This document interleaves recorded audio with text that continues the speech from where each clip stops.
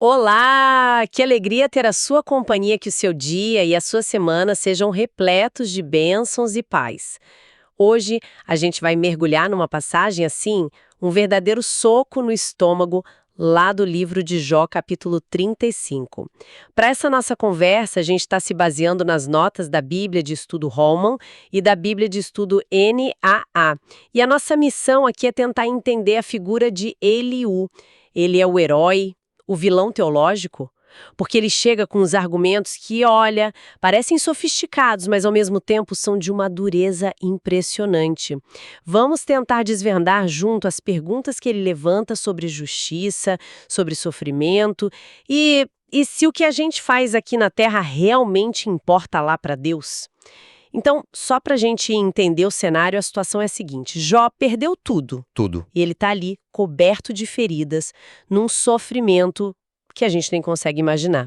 Ele está no meio de um debate questionando a justiça de Deus. Os três amigos dele já vieram com aquelas teorias prontas e, assim, nenhuma serviu de consolo. Pelo contrário, né? E aí, quando parece que o debate não vai para lugar nenhum, surge esse personagem novo, Eliú. Ele é mais jovem, estava só ouvindo, mas quando ele decide falar, nossa, ele não chega para acalmar os ânimos, não. Ele abre a boca e vai direto na jugular de Jó. Nos versículos 2 e 3, ele dispara: Você acha que é justo dizer, a minha justiça é maior do que a de Deus? E ainda emenda, porque você diz, de que me serviria ela? Que proveito tenho se eu não pecar? É uma chegada com os dois pés no peito. Não tem um com licença, um olha com todo respeito. Não, ele já chega acusando. Totalmente. É uma tática de debate de choque, sabe? Eliú não tá pra conversa fiada. Ele ouviu todo mundo e na cabeça dele tá todo mundo errado.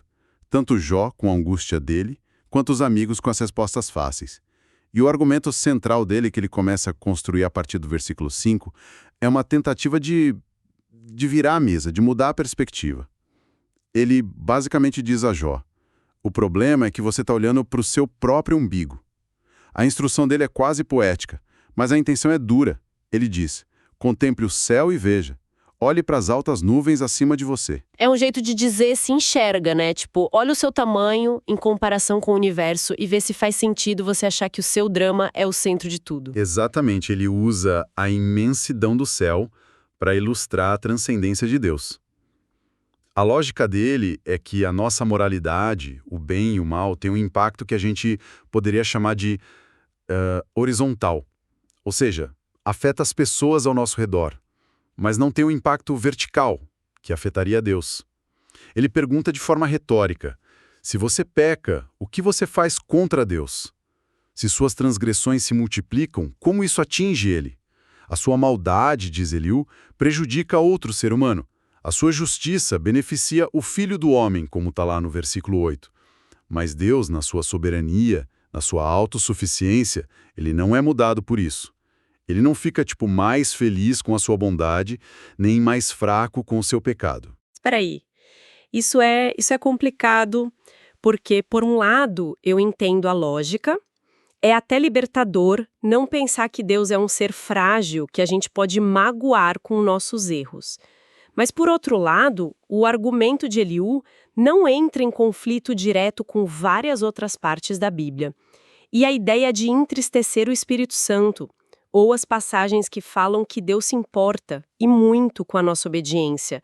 A teologia dele, ao tentar exaltar a Deus, não acaba criando um ser divino que é quase um proprietário ausente, um Deus distante, frio. Essa é a grande tensão no discurso dele. E você colocou o dedo na ferida. Teologicamente, as notas de estudo apontam que Eliú está certo sobre a soberania de Deus. Deus não precisa da nossa adoração ou da nossa justiça para ser Deus. O ponto de Eliú é combater uma ideia que estava implícita na fala de Jó e dos amigos. A fé como uma transação. A famosa teologia da máquina de refrigerante cósmica. Eu coloco uma moeda de boa ação e Deus me dá uma latinha de bênção. Se eu chuto a máquina, ela retém o produto. Exato. Eliú está tentando destruir essa máquina. Ele está dizendo: Parem de pensar na sua fé como uma transação bancária com o céu. Fazer o bem não é depositar créditos com Deus, e pecar não é fazer um débito na conta dele. Segundo ele, a moralidade importa por causa do impacto aqui, na nossa comunidade. É um argumento teológico mais robusto que o dos outros amigos, sem dúvida. Mas ao supercorrigir, ele pende para o outro extremo, sabe? Apresentando esse Deus quase impassível. É uma verdade teológica apresentada sem o contrapeso da revelação de que Deus também é próximo, relacional, e essa falta de equilíbrio vai ter consequências brutais na forma como ele aplica isso a Jó. Ok, então ele estabelece esse Deus imenso, quase intocável. Mas aí surge a pergunta de $1 milhão, né? A pergunta que Jó está fazendo o tempo todo. Se Deus é tão grande e soberano, por que ele fica em silêncio quando as pessoas aqui embaixo estão gritando de dor? Por que a opressão acontece e parece que ninguém lá em cima está ouvindo?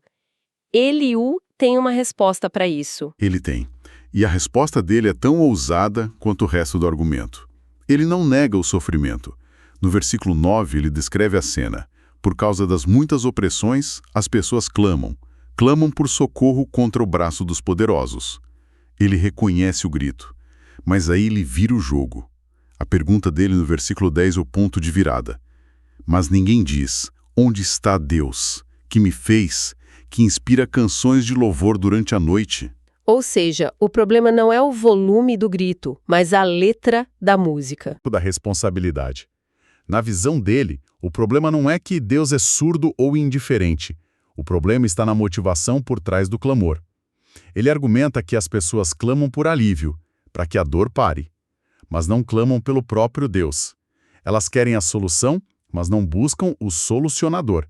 Querem os presentes, não a presença. Nossa, mas isso é de uma dureza psicológica tremenda.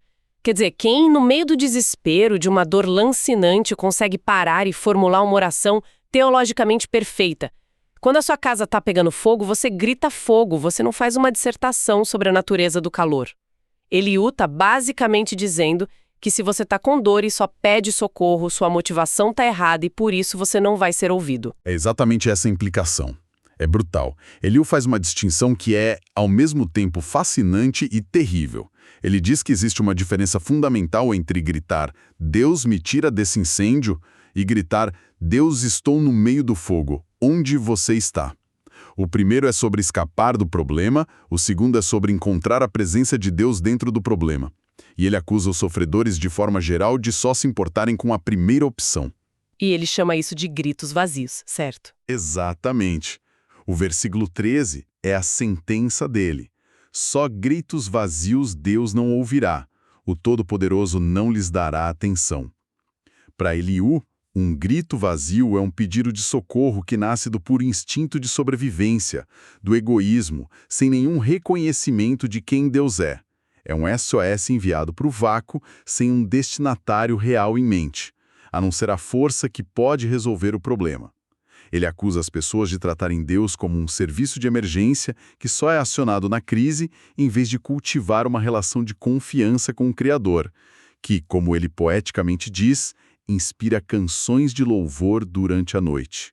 Ou seja, que pode trazer esperança mesmo na escuridão mais profunda. A teologia precisa, mas a falta de empatia é gigantesca. Ok, ele construiu toda essa teoria sobre Deus ser transcendente e sobre as pessoas orarem pelos motivos errados. Mas e daí? Como ele conecta tudo isso com o homem que está ali sofrendo na frente dele? Ele finalmente se vira para Jó e aplica essa régua. Ah, sim. Com força total. Toda essa construção teórica era só o aquecimento. O grande finale do capítulo é a aplicação direta e cortante a Jó. Depois de definir o que são gritos vazios, ele olha para Jó e, sem meias palavras, diz que as queixas, as perguntas e a agonia de Jó são exatamente isso. No versículo 14, ele dá um conselho que parece piedoso, mas que no contexto há uma bronca. Ainda que você diga que não o vê, a sua causa está diante dele. Por isso, espere em Deus. É um cala-boca e confia. Mas o golpe final vem no versículo 16, né? Onde ele diz: Jó abre a sua boca com palavras vazias, amontoando frases sem sabedoria. Basicamente, ele acusa Jó de estar falando abobrinha, de encher linguiça sem saber o que está dizendo. Depois de todo aquele discurso de dor de Jó, Eliú resume tudo como palavras vazias. É de uma crueldade. É aqui que a gente precisa analisar o próprio Eliú com um olhar crítico, como as notas de estudo sugerem. O argumento dele sobre Deus é, em muitos aspectos, uma correção teológica importante.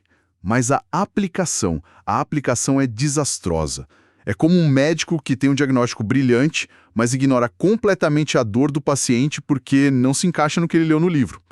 Eliú tem a teoria dele sobre o sofrimento e, em vez de ouvir a dor real de Jó, ele tenta forçar a dor a caber na teoria. Então a gente poderia dizer que a teologia dele é nota 10, mas a pastoral dele é nota 0. Eu entendo perfeitamente essa leitura. É a mais comum. Mas, tentando ser justo com Eliú por um segundo, talvez, na cabeça dele, essa verdade teológica dura era o cuidado pastoral mais importante que ele podia oferecer. Ele pode ter pensado, Jó está se afogando numa teologia errada que só o faz sofrer mais. A coisa mais gentil que posso fazer é dar um choque de realidade para tirá-lo disso. É uma visão dura, sem dúvida, e provavelmente equivocada, mas talvez não fosse intencionalmente cruel, sabe? Era o zelo de um jovem teólogo que acredita ter encontrado a verdade e quer aplicá-la a todo custo. Faz sentido.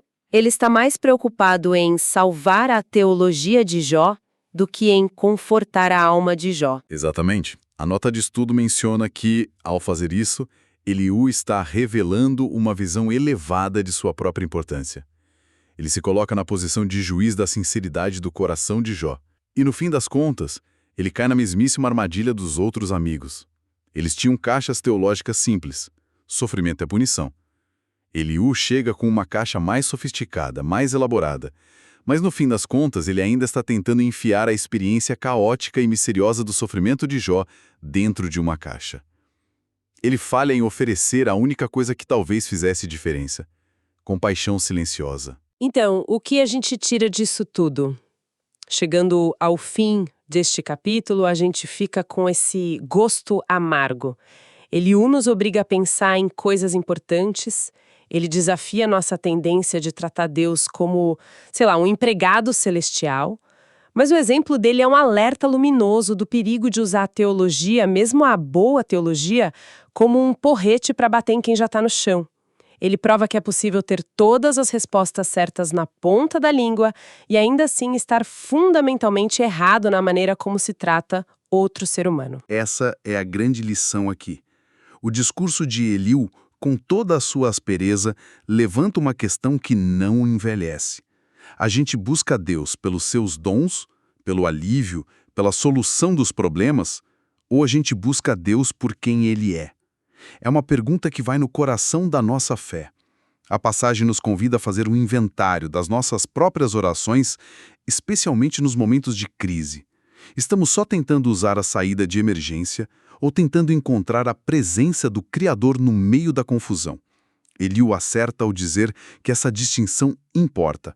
O erro trágico dele é presumir que ele tem a capacidade de olhar para o coração de outra pessoa e dar o diagnóstico final. Ele se apropria de um papel que não é dele. E isso nos deixa com uma provocação para a semana. A análise de Eliú sobre os gritos vazios pode sim ter validade. Todos nós, em algum momento, já fizemos orações puramente egoístas. A questão então é: como podemos usar a sabedoria do argumento de Eliú para avaliar as nossas próprias motivações, para aprofundar a nossa fé, sem jamais cair na armadilha dele de julgar o sofrimento do outro com uma certeza fria e sem empatia? Como podemos aplicar o bisturi da análise dele em nós mesmos, enquanto oferecemos ao próximo o abraço e a graça que Eliú negou a Jó? Uma reflexão essencial para a gente levar. Deus abençoe todos os ouvintes.